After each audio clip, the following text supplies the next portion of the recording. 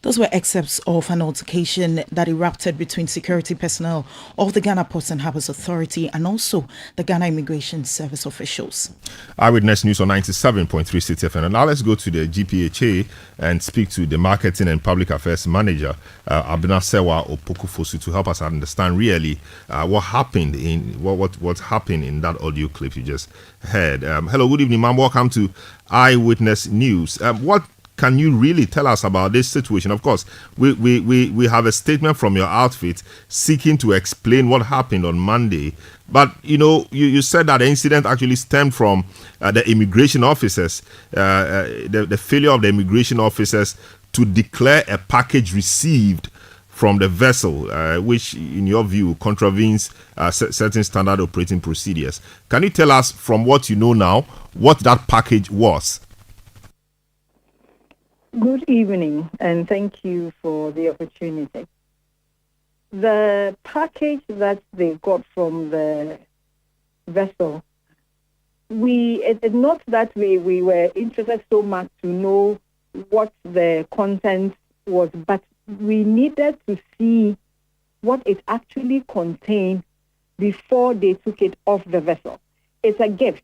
These are things that by certain protocols and conformities, some vessel captains give to some of the agencies that go on board the vessel. But the protocol is that you must declare whatever it is before you take it out of the vessel. So it was the failure of the immigration of people on board to open the bag for us to see what was inside the bag that led to the altercation. But normally, when these checks are to be done, how do they do them? Do they do them alone as immigration officers, or they do them in conjunction with other security officers at the port? So, for example, your port security personnel, how does it happen? When the vessel calls, various agencies go on board to do different things. You have the port health that will go on board to check for different things. Customs will go on board, immigration goes on board, and then there's the GPHA security also on board. So each of these agencies have an assigned role to play. But when you are bringing something off the vessel, we need to declare for us to know the content of what you are taking off the vessel. I see. So your statement says that this actually contravenes the standard operating procedures established by the International Ships and Port Facility Security Code and protocols. So will you say that the insistence of your security officials on the adherence of the security procedures, should be applauded, or you applaud that insistence to see what was in the package or in the bag? I think they were just doing what is required. And it was unfortunate that because the other party refused to, follow the laid down protocols, then it went off the vessel into their office. And that's a very unfortunate incident. Seeing that action, you say, contravened standard operating procedures, have you taken steps to report the officers in question, the immigration officers in question, to their superiors? Yes, a lot has gone on between the time of the incident and now. And both of the state agencies, that is GPHA and the Immigration Service, together with representatives from Ghana Maritime Authority, we have met to discuss what happened and then what we need to do henceforth to ensure that whatever occurred never occurs again, and also to ensure that we are both on the same page when it comes to enforcing the lay-down procedures and enhance the port security. You say your men who are involved in this have been reprimanded. What exactly has been done to them? We have cautioned them, and there are internal procedures that they would have to follow before they will be reassigned. So you are punishing them for insisting on doing what is right. Is that it? No, we are cautioning them and reorienting them on the lay-down procedures. I mean, the altercation at the office was extreme, as we have already condemned. We thought that it could have been handled better than it was. I see. So do you know what is happening to the other side, the officers from the Immigration Service? Do you know what's happening to them too? We do know from the meeting we had with the representative that they are also taking their internal procedures to ensure that they go through whatever orientation and education, and also let them know which other things that is required and they could do better henceforth. It's quite curious, I mean, to me, and I'm sure to a lot of other people, why security officers will take a gift or a package from a vessel, and contrary to what the standard operating procedures are, they will just leave with them or with the package without disclosing it or declaring it for everybody to see what is in there. Is this something that you think happens often, or this is just a one-off?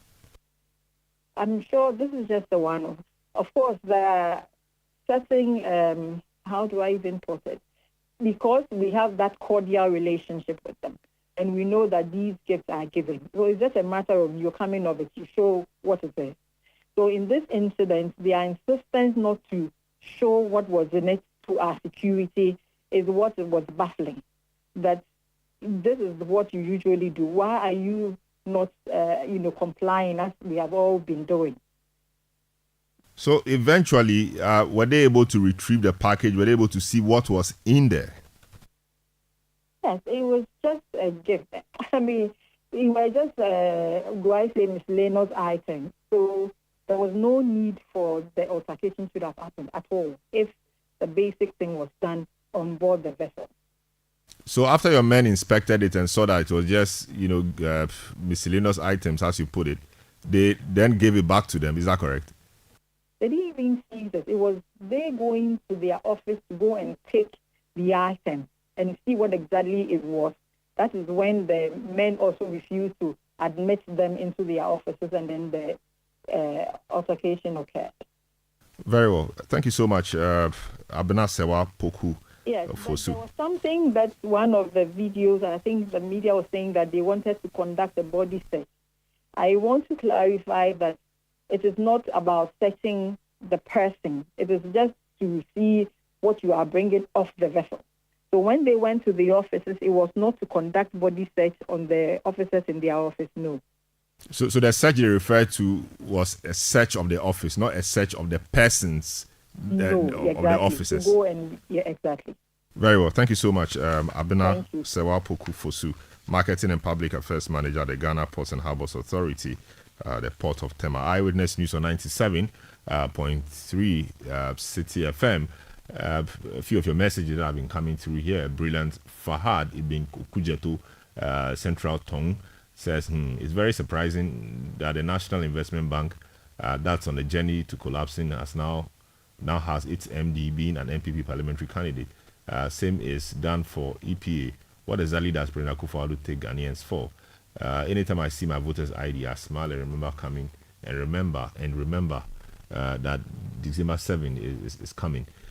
This one from Bright Yoja in Nottinghamshire says this president is in to provide jobs for the boys and not to solve national issues. He doesn't care if Ghana collapses and his boys have positions. It's enough for him. It's a pity, you say. We'll take a short break. When we return, we will tell you more. Don't go away. Eyewitness News. Be there as it happens.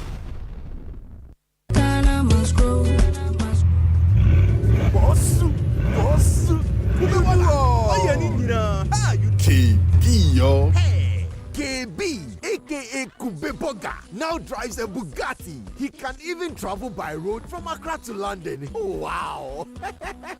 KB's source of wealth is agriculture. Yes, coconut business. After losing his bank job, he started supplying coconuts at events. Now, he owns large coconut plantations and employs many young people. Charlie,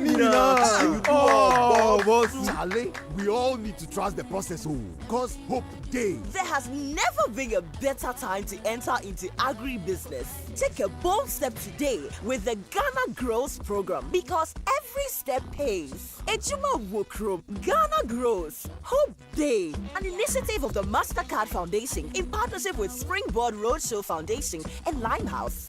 Electroland Ghana Limited is giving its May Day promotion in all its shops and authorized dealers across Ghana. Grab a Samsung Full HD 32-inch LED TV for just 2,349 Ghana cedis. Get our discounted media tabletop fridge at 1,999 cedis. Buy a TCL UHD 4K Smart Android 55-inch LED TV at 6,299 Ghana cedis. And get a free Nasco 5-burner cooker. May Day promotion here good. Get a Nasco 90 liters top freezer at 1,699 Ghana cedis. And if you're looking for top quality dishwashers, gas hobs, chimney knots, and electric hobs, Electrolux got you with exciting discounts as well. Rush now. Terms and conditions apply. For further information, call 050-315-9739. Electroland Ghana Limited, home of luxury and affordable appliances. You know, Papa see that? And it's rickety car. Hey, Papa! Bobo, so how your engine now? It is half man, half amazing. Thanks to Quartz and you can feel better energy. Can't touch this. Actually, guys, so Sancho's engine just died like that? Yes, so somebody managed to convince him that there is a better engine oil than Quartz, and he switched. Sancho Panzapa. Now, which engine oil can be better than Quartz? No other, my guy. Quartz with its age-resistant technology, it keeps your engine younger for longer. Now you know. Have you guys seen the new bottle design? It's superb. Quartz 9000 from Total Energies there improves fuel efficiency. Why do you think Mr. Mane and Logoso have taken the Quartz Nation movement World Cup like that? Sorry. Chairman. Hey, Quartz. Keep your engine younger for longer. Let your voice be heard on Eyewitness News on Facebook at facebook.com/City97.3, Twitter at twitter.com/City973, and Instagram at instagram.com/City973 with the hashtag Eyewitness News. You're welcome back. Now, Acting Chief Executive Officer of Dalex Finance, Joe Jackson, has attributed the plummeting fortunes of the Ghana cedi to an artificial propping of the local currency. Or since 2016, the Ghanaian cedi has faced significant depreciation, particularly against the US dollar. While the average exchange rate, which was 5.6 cedis per US dollar in 2020, is currently at 14 Ghana cedis, 12 pesos per dollar. Now, speaking on the City Breakfast Show, Joe Jackson asserted that the excessive pumping of money into the economy has led to an unexpected inflation. The true effect here is the inflation that we have been facing since the same time. And the fact that, you see, the two effects are at play. One is that the exchange rate itself fuels inflation. But the bigger problem was the deficit financing that the central bank undertook in 2022. That has taken a long time to feed into there's a time lag to feed into the system. And we are now feeling the effects. So the first thing was that we had artificially propped up the cedi. When we fell out of the market, the cedi tanked, then stabilized. Then, during that same period, we started pumping in money into the economy, supposedly to prop it up. But the effect of that money we pumped is now being felt now that the cedi is depreciating again. So it's a lagged effect of what we have done over the last year, especially after we fell out of the international markets. Does that make sense? So your point is that 11 that we got last year around May, June was artificial? Yes and no. If we had not pumped as much money into the economy over that period, we would not be facing it is inflation. See, now, first of all, the markets were close to us. When the markets were that artificial propping by bringing in euro dollars to prop up the cedi, we lost that effect. Then, after we lost that effect, we are also suffering from great inflation, mainly because, one, of course, Russia-Ukraine war and everything, but also more important was the effect of pumping deficit financing in the government. That had a mighty inflationary effect. And that effect has been lagged. You see, what people forget is that when they say inflation is 50%, it doesn't mean that today when you enter the market, your prices have gone up by 50%. It takes time for us to filter through. It takes time for the suppliers to... Some people even have goods that they bought 6 months ago. It is the effect now of the new goods, etc., that is now killing us. So you're saying that the efforts put in place post-November 2022, which seemingly stabilized the cedi, were not the real solutions? They were a solution, yes, but we were also simultaneously sabotaging ourselves by creating more inflationary pressure. I see. So what is the solution to where we are today? Cut spending. Make sure that you don't, in this year of, what do you call it, election year, you don't spend more than you promised to, because that will just signal a spiraling and then a runaway. Remember that people like Bloomberg and co. don't expect that this government will be able to keep to its target. And that's why they've predicted that it will go to 15 and more. If they can keep spending down, if they are not tempted to spend to try and break the 8, it will stabilize after some time. So for you, it's a question of cutting spending. There are issues around fewer inflows. You are not on the international market, so not dollars coming in. Your gold production your cocoa production was lower than expected, and therefore your inflows are also lower. All those things have come into play. In fact, the main thing now has been cocoa. Cocoa inflows have been poor. Well, so I should actually restructure this. The two things.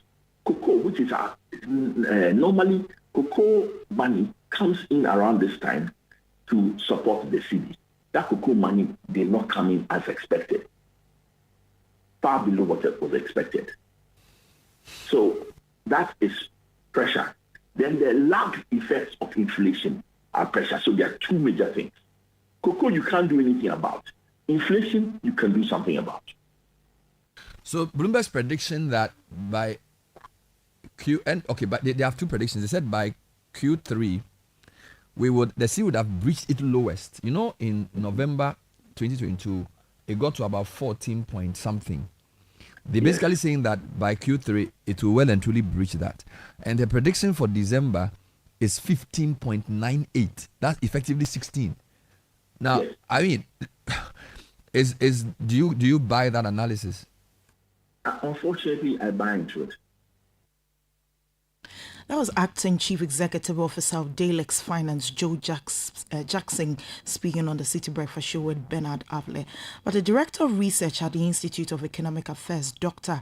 John Kwachi, called on government to consider methods of acquiring full ownership of Ghana's natural resources to utilize them to back the city.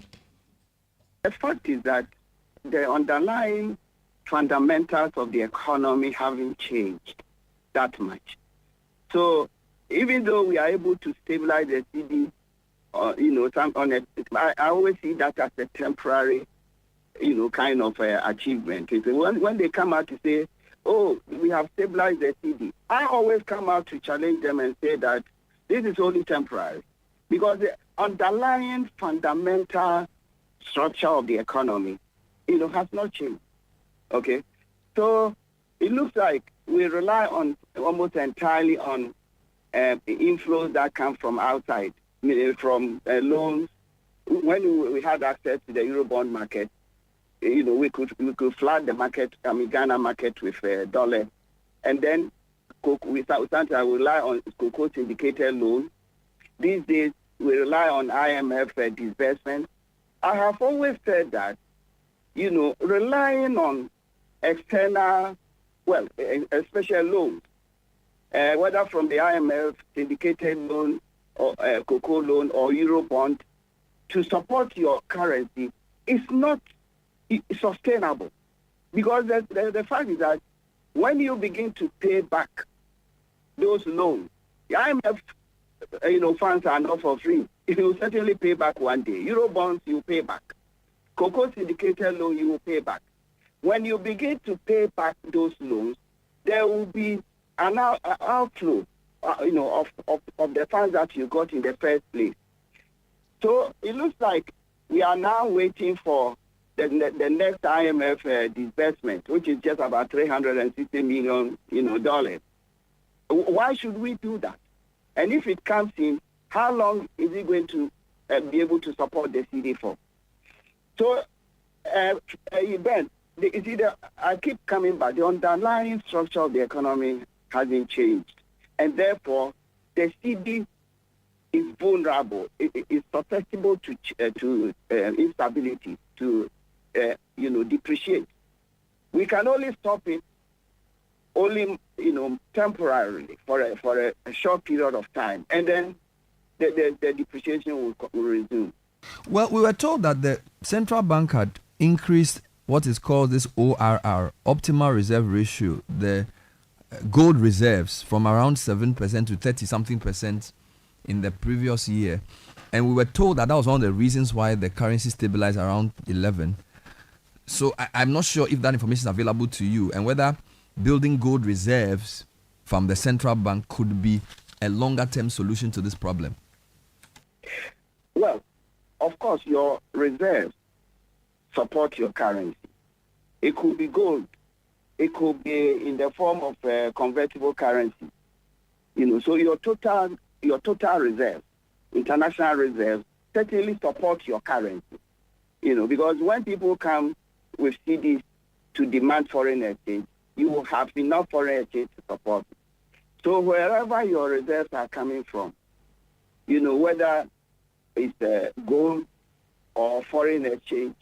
But in terms of gold, what we need to understand is that it is important that we increase our own ownership or reserves of gold.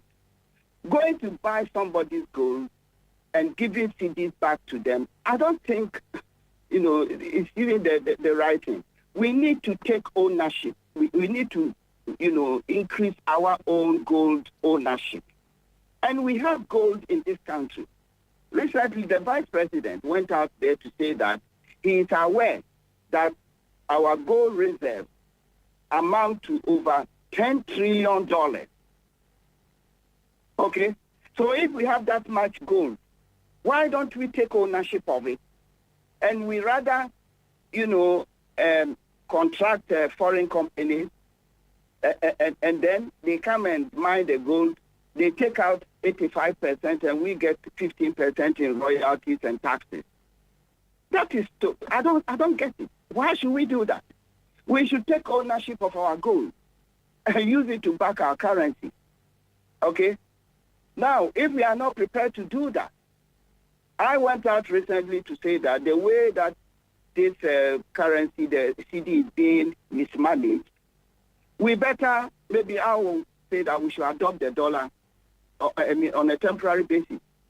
Official dollarization, or we should have a currency board which will never lend to government and which will back the currency issue 100% with foreign exchange. You see, currently, the Bank of Ghana Act enjoins the bank to back the currency issue, the CD issue, with at least 40% foreign exchange. And the rest 60% is usually in government treasury bills and so on. I have consistently argued that we need to increase the forex cover, consistently from 40%, 50%, 60%, 70%. I'm not even calling for 100%, cover, foreign exchange cover, And if we get there, as we increase the foreign exchange cover, you will see that the CD will be strengthening. Director of Research at the Institute of Economic Affairs, Dr. John Kwachi. Eyewitness News on 97.3 Citi FM. Let's speak to some more people. Now, let's speak to Professor Lord Mensah, who is an economist, on what government should be doing to arrest the depreciating cedi. Good evening, sir. Welcome to Eyewitness News. A lot has been said about what the solutions should be: increasing forex cover, changing the fundamentals of our economy, and a whole lot of things many have said. But if you had a chance to speak to the finance minister, for example, what policy prescriptions will you give him in the face of the difficulty the cedi is facing, against other major trading currencies?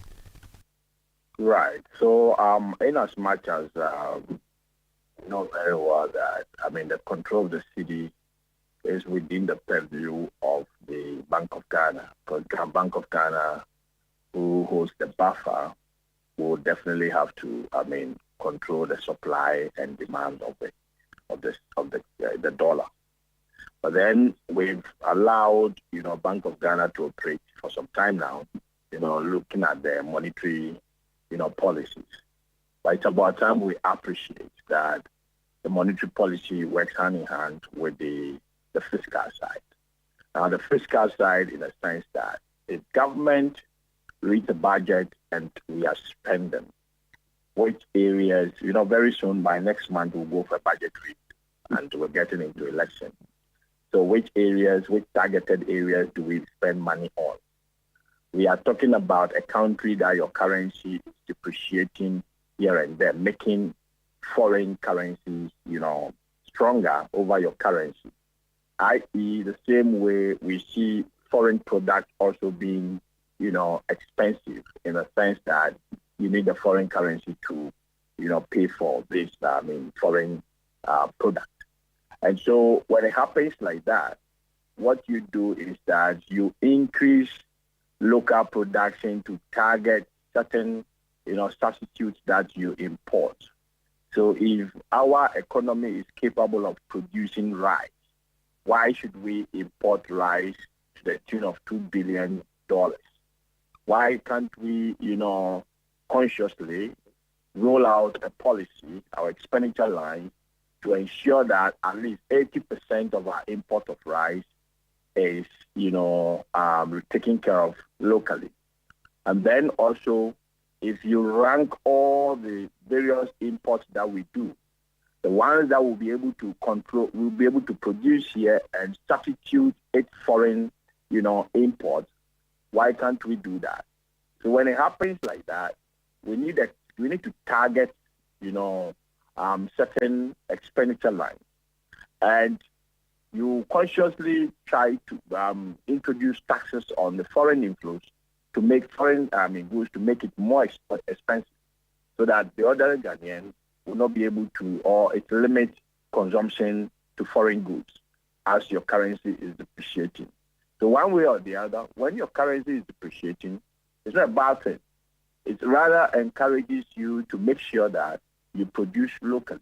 In the immediate term, what kind of product can you produce to make sure that you control it? But you see, what we have been doing over the past years is that we have been relying on foreign capital inflows in controlling, the currency, which is not done. You cannot persistently rely on foreign capital inflows to control your currency when you are capable of producing.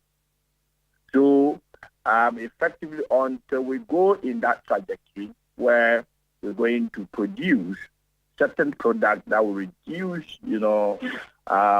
importation, we can't control the currency. Let's take, for instance, over the past, years that we were banned from the international, market. That is when we started seeing the cedi, depreciating here and there. Why? Because we have been relying on the Eurobonds, to manage the exchange rate. And so anytime government is about to, go to the Eurobond market, you see some stability. And then, cocoa syndicated loan as well. Recently, government deferred its cocoa, syndicated loan, its cocoa beans delivery. That means that this year we're not going to get, cocoa syndicated loan coming in as expected. So all these things are things that's going to have impact on our economy. The over-reliance on, these quick fixes, that is where we have problem. And I believe, we need to work, and move away from that. What will you pin it down to? Because all you've said, we've heard it many times. Increasing domestic production, doing all of that, putting taxes on some foreign products to limit consumption of those, so we focus on locally produced goods, etc. What will you pin it down to? Is it the political will to get those things done, or is it so difficult that we can't do it? Let me give you a typical example. You see, why do businessmen find their way into politics?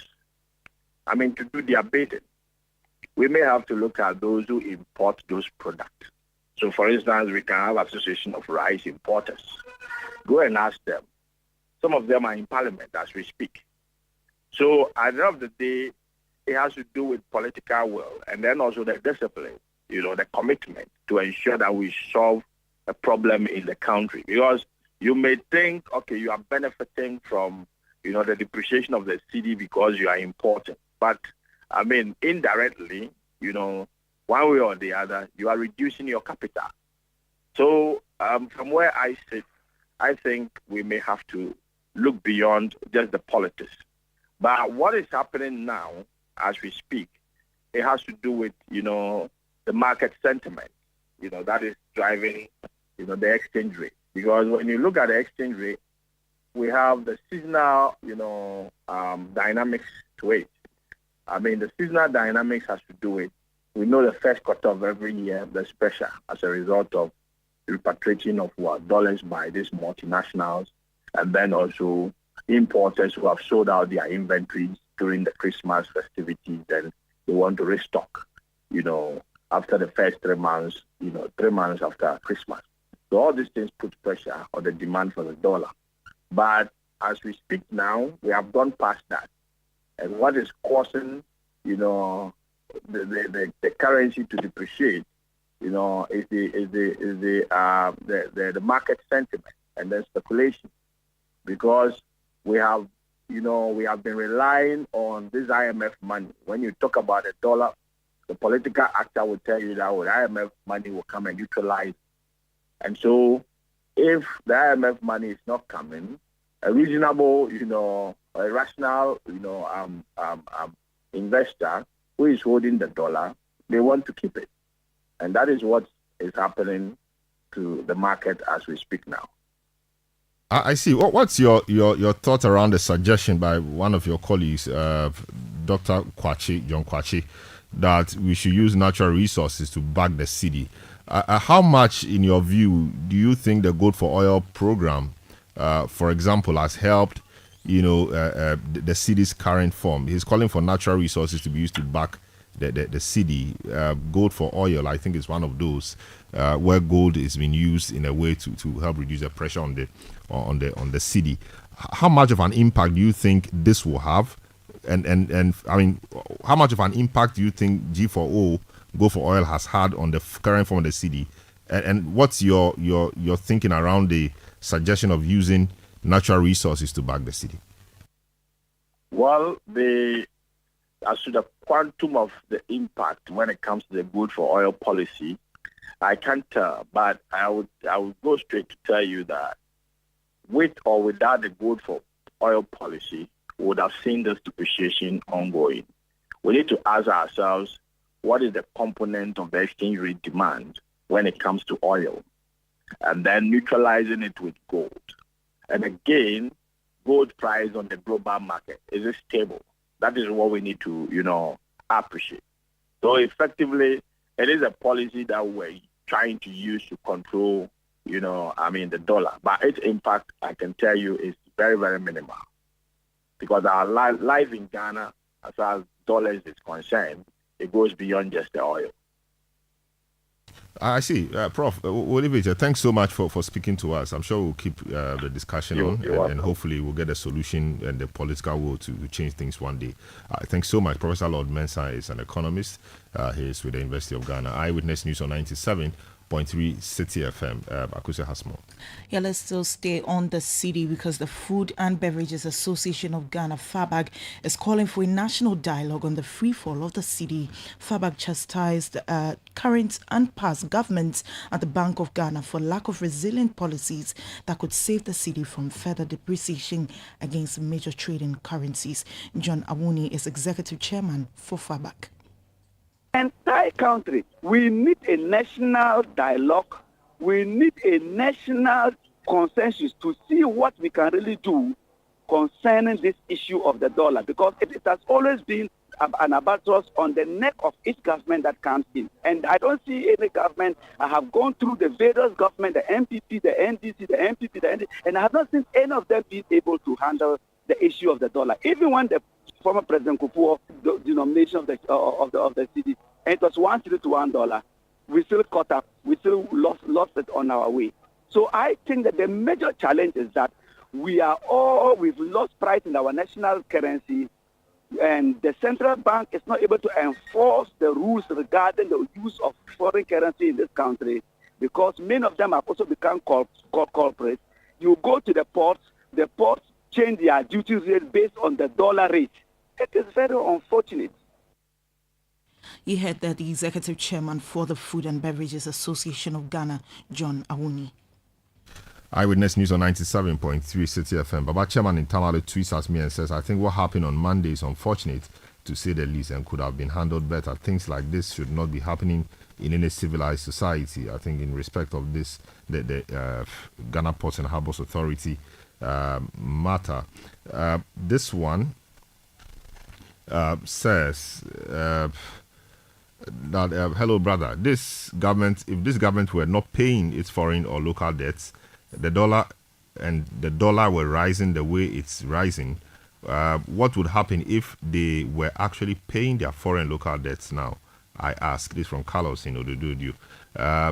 Other ones here, Aziz Donlainwa says the policy proposal by John Mahama is certainly the best alternative to the small-scale mining matter. The scenario that was created by the current government has failed woefully, and in addressing the menace, 24-hour is the game changer. You say.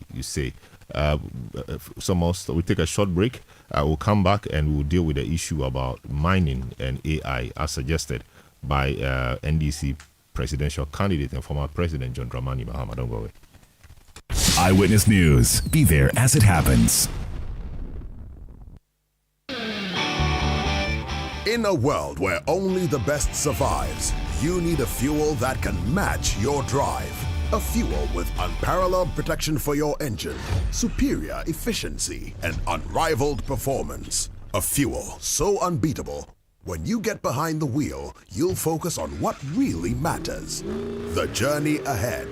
That fuel is Shell V-Power, because no other fuel gives your engine better protection, better efficiency, and better performance. Be unbeatable. Drive unbeatable. Shell V-Power. Shell, go well. Are you feeling tired after a hard day's work? Have you lost your appetite even for your favorite dish? Viral Blood Tonic is a nutritionally balanced, pleasant-tasting tonic fortified with iron and vitamins to boost your appetite and energy levels for high performance. Viral Blood Tonic, easy to take and good for the whole family. Viral from Danex Iting Starwin PLC. If symptoms persist after 48 hours, consult a physician. This advert is FDA approved.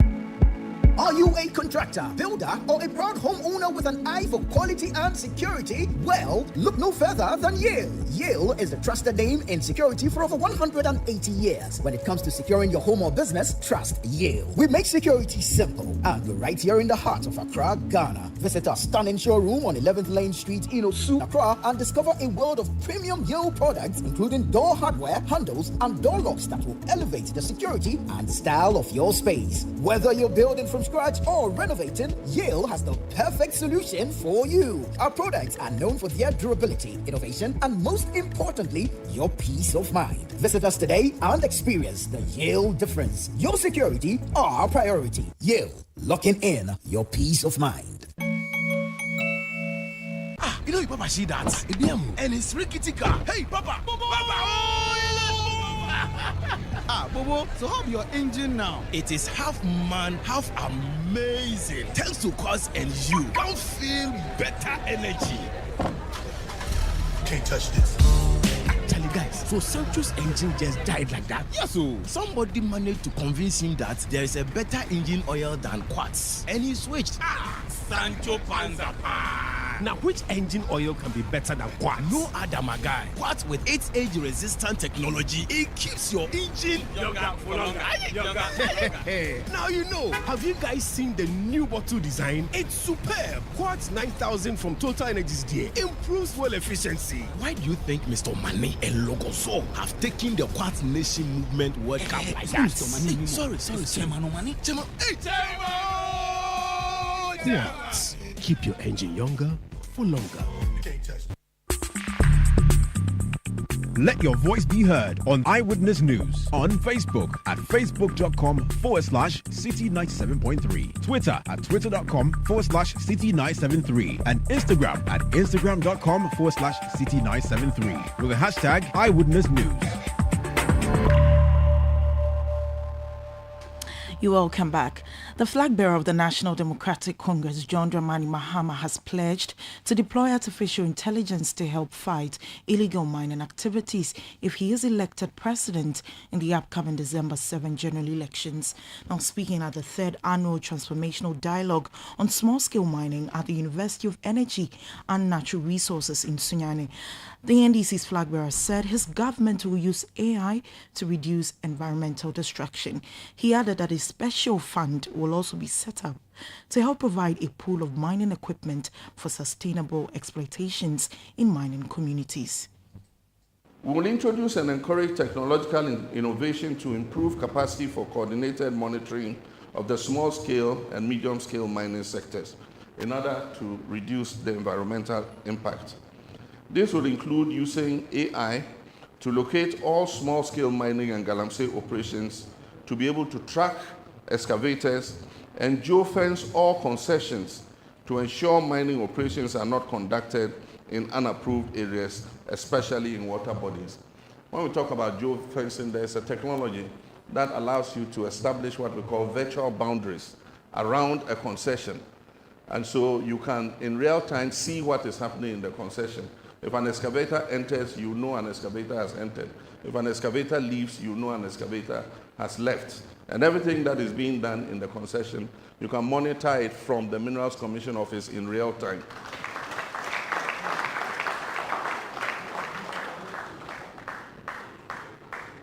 A special financing scheme will be established to provide capital and mining equipment pools in each district where gold mining is prevalent.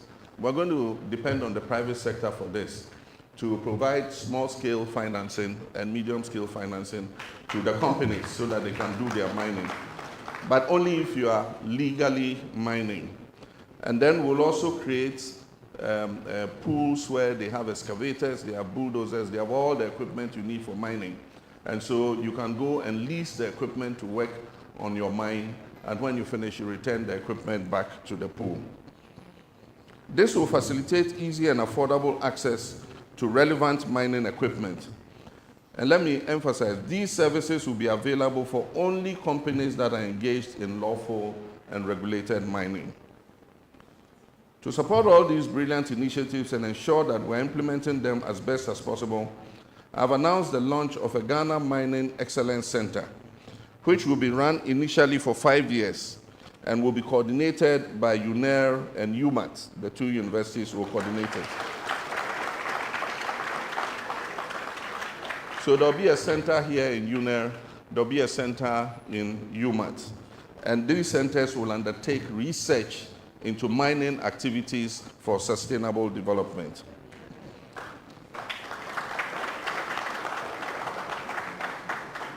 The way I envision these centers of excellence, they will collaborate with scientists from other universities worldwide to implement joint research and innovation projects that will stimulate green growth within the Ghanaian mining and minerals industry. This is informed by the thinking that research and evidence-based policies practice should be at the center of our mining vision. Therefore, the university research and innovation scale-up community should prepare and rise to the occasion when the time comes next year. In order to increase the capacity of UNER and UMAT to produce first-class graduates for the mining industry, we will undertake a major upgrade of infrastructure in the two universities. That was flag bearer of the National Democratic Congress, NDC, John Dramani Mahama. Well, let's still stay on the NDC. Let's speak to Malik Basintali, who is the Deputy Communications Officer of the party, on some of the things that his flag bearer, John Mahama, has been saying. Hello, good evening, sir. Welcome to Eyewitness News. Is the flag bearer not misapprehending the problem really? Is it about using AI to locate and fence, illegal mining concessions, illegal mining pits, etc.? Or it's a question of political will? Because it does appear that we know what the problem is. We know where the pits are, largely. And so if those ones we know where they are, we are even unable to deal with them, how then are we able to deal with the ones we don't know? Let's deal with those ones we know first. So is that not a misapprehension of the problem? Hello, Malik. Hello, Malik. Well, I don't seem to have Malik Basintali on the line. I'm sure we'll get him again. We'll try the lines.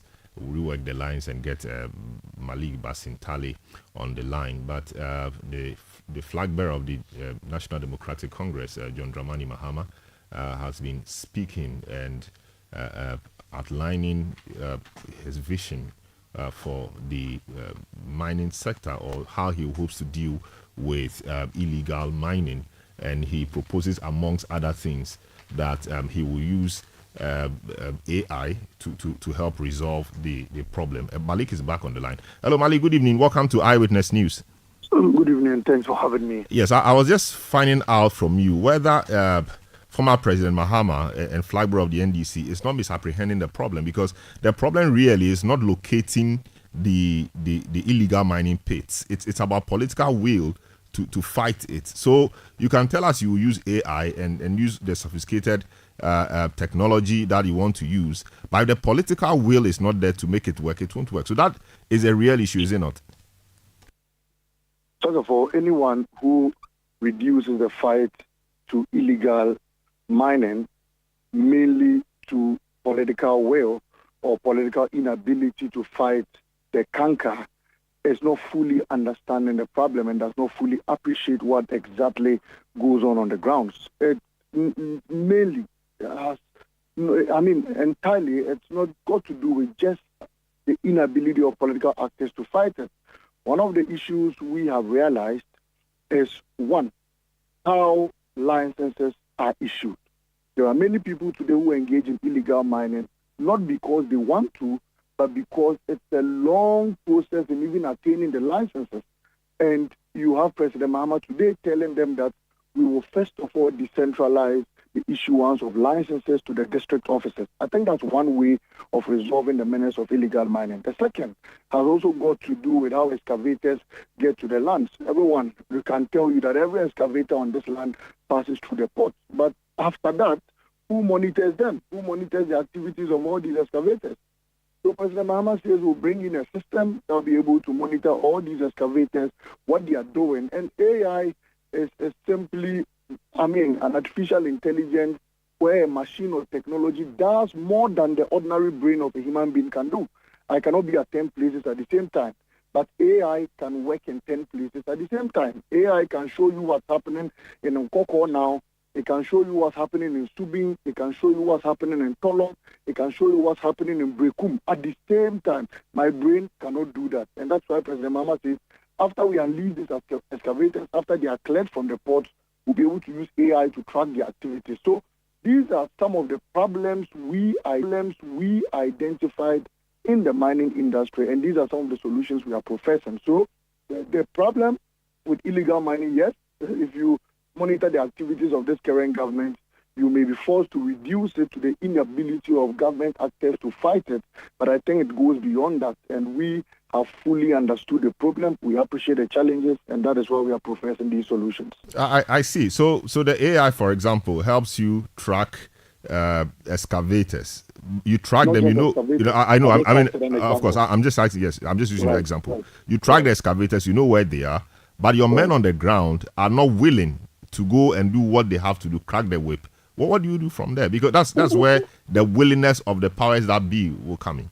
So that's where AI comes in again. We don't need men on the ground to report to anyone again. We sit in Accra, we monitor the activities in Accra. Citi TV, Citi FM will sit in Accra and also monitor the activities in Accra, and we'll be able to report. In this current system, you have to wait for the minerals director at the district to lodge a complaint to the district chief executive, to lodge a complaint to whatever task force before it gets to Accra. And in this current government, an anti-Galamsey task force was being formed where they went and bribed all of them, and the interministerial committee ended up collapsing and what have you. But with this technological system, you will be able to monitor an excavator in Brekum. You'll be able to monitor an excavator in Amefi Central. And so we don't need men on the ground to just report or to act.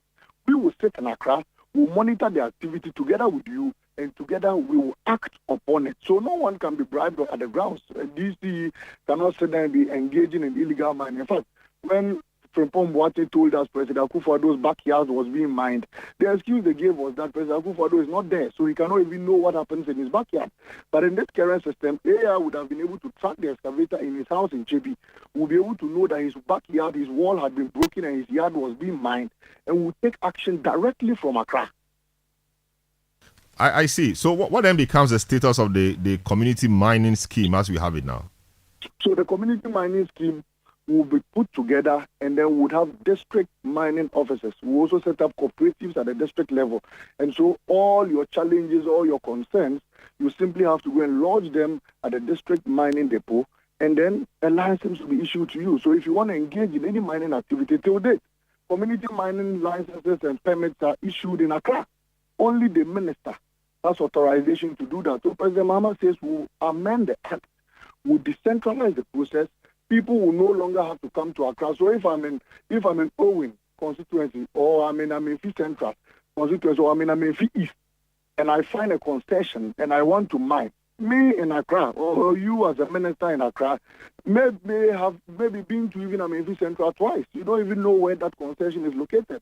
You would have to sit down and ask the Minerals Commission to go and investigate so long a process. So we think that, look, in order to cut things short, if you discover a land there, if you want to engage in community mining, if you want to engage in concessional mining, simply go to the district office, get your registration done, your license will be issued at the district level, and then you commence mining. You pay royalties to the country, Ghana benefits, you benefit, and the land is saved. As simple as that. So I think that with these new proposals, the people found a lot of sense in what President Mahama was saying. And I mean, like minds think alike. Very brilliant people around the table.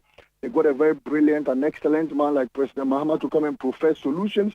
They start together, they discuss, they judge, and today they came into agreement that, look, if we accept all these proposals, illegal mining by 2025, 2026 will be a thing of the past. Our water bodies will be saved, our forest reserves will be saved, the Ghanaian youth will get good jobs to do, Ghana will get full, benefits from its gold content, and the country will develop. And so these are things that together, solutions were found. You see, we don't want to go back to the old system where we get an excavator, we burn.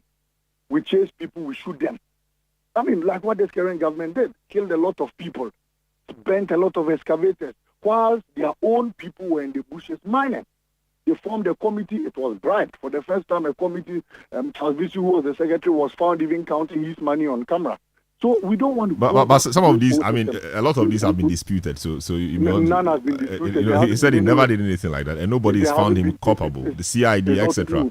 I mean, investigated him, and we've not seen anything around that. Where's the report? Read the report to me. No, but I don't have the report. But I don't use the term cleared, but he was cleared. As not having done anything.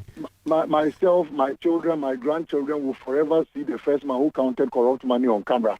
That will go down record, and the next NDC government will investigate him. Mark my words. There hasn't been any report to exonerate anyone.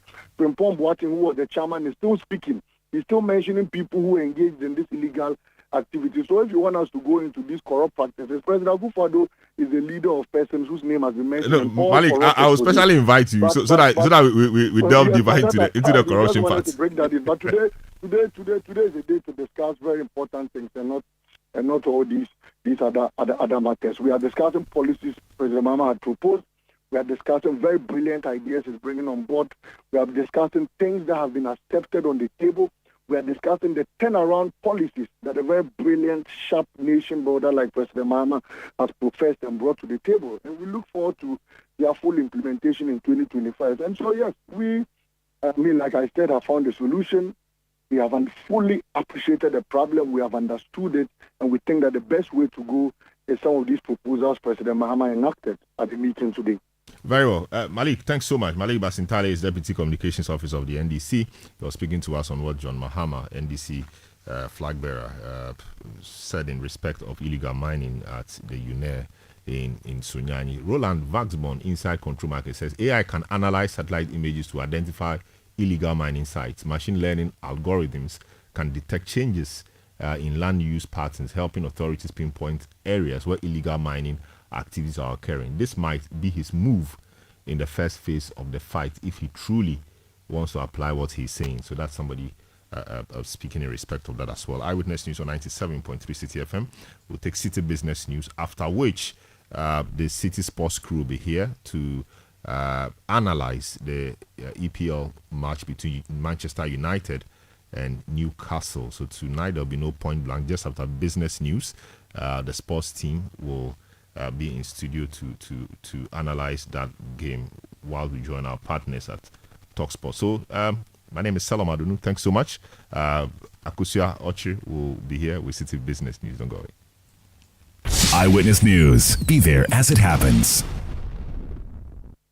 There are some classy celebrations that calls for whipping out your favorite China sets. Same goes for your luxury vehicle. Just any engine oil won't do. Premium understands premium best. The new Shell Helix Ultra 0W20 SP with carbon neutral properties is the one for your premium car. It's a fully synthetic motor oil designed using the Shell Pure Plus technology. Prevents dirt buildup with exceptional cleaning power, leaving your pistons cleaner than a whistle, up to 50% more than the industry standard, and gives you stronger, long-lasting engine performance. So, if you want your classic car to run smoothly like a Ferrari for years to come, use the Shell Helix Ultra 0W20 SP with carbon neutral properties. Shell Helix Ultra 0W20 SP, designed for ultimate engine performance.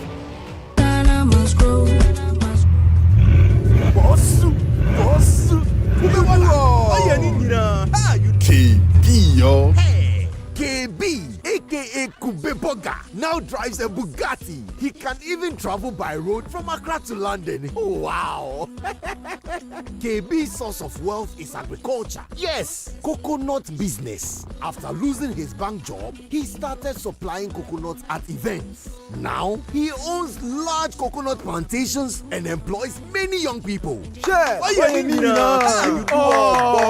Charlie, we all need to trust the process, because hope days. There has never been a better time to enter into agribusiness. Take a bold step today with the Ghana Grows program, because every step pays. Ejuma Wokro, Ghana Grows, Hope Day, an initiative of the MasterCard Foundation in partnership with Springboard Roadshow Foundation and Limehouse. Life is a stage and we're all players, playing the supporting role. The title of my poem is Playing with rhythm. Playing the lead. Playing to win. Playing with gusto. Playing for the sheer thrill until the curtain falls. Because every journey begins with play. Kickstart yours with MTN. So, what are we doing today? MTN. Eyewitness News. Be there as it happens. Get the details. Every significant financial transaction, every market movement, and all the policies that affect your business. City Business News. Be informed. Time up for Citi Business News and Eyewitness News, brought to you by GCB Bank PLC. GCB Personal Loan, make that big move and dream a reality. I am Akosia Otre. Let's settle for details of our stories now. State-owned oil company GOIL recorded more than 50% decline in its financial performance in 2023 compared to the previous year. Oil profit after tax dropped by 56%, falling from 123 million cedis to 54 million cedis due to a reduction in revenue, increased operational expenses, and the introduction of fresh taxes. Here's more from the company's consolidated financial statements for last year. While the gross profit of GOIL increased from 630 million cedis to 708 million cedis, it was offset by higher expenses incurred by the company's depots and filling stations. These expenses rose by 31 million cedis from 2022. Additionally, staff, selling and administrative expenses also saw an increase from approximately 360 million to 440 million cedis during the period under review. The net finance expenses experienced a staggering increase of 65%, further impacting the profitability of the company. The introduction of the Growth and Sustainability Levy also had a significant impact, with GOIL making a payment of some 4 million cedis in that regard, which moderated its profit after tax by more than half. Meanwhile, GOIL has recommended the payment of a final dividend of 0.056 Ghana cedis per share for the 2023 financial year. The dividend payment is expected to be paid on Monday, July 15. That was Nilati Lati bringing us that news desk report. Now, Finance Minister Dr. Mohamed Amin Adam is emphasizing the critical need for commercial banks to offer intensive trainings for small and medium enterprises to help address fund recovery challenges. All this comes on the back of some commercial banks reporting on non-performing loan rates above 10%. Or the minister maintains that beyond the financial support, the banks must increase their advisory and trains for SMEs to make them more resilient to grow the economy. Dr. Mohamed Amin Adam made these comments at midweek market hosted by the Ghana Exim Bank here in Accra. We are going to give further support to SMEs through Ghana Exim Bank, Ghana Enterprises Agency. We are going to provide more funding for them to lend to SMEs. And I also need to announce that some of the banks, commercial banks, are coming on board this initiative. And they are not just coming on board to lend money, but we also know that they have cited the risk of recovery of funds if they lend to SMEs. And therefore, there is need for us to address that.